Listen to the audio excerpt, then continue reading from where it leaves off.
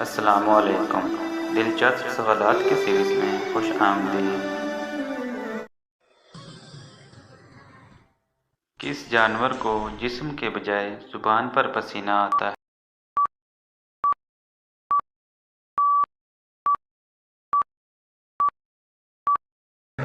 जवाब है कुत्ता।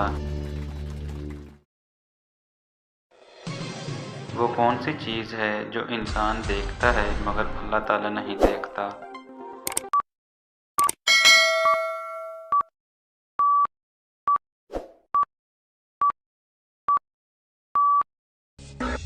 जवाब है ख्वाब। दुनिया का वो कौन सा वाहिद सांप है जो घोंसला बनाता है?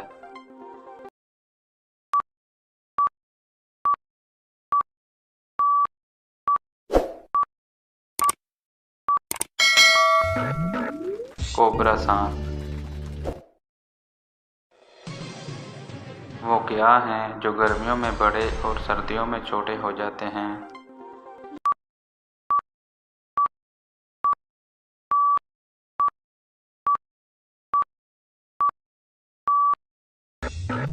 जवाब है दिन।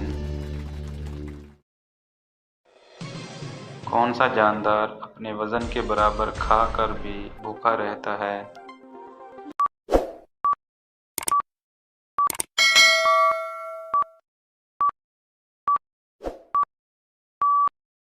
जवाब है 20।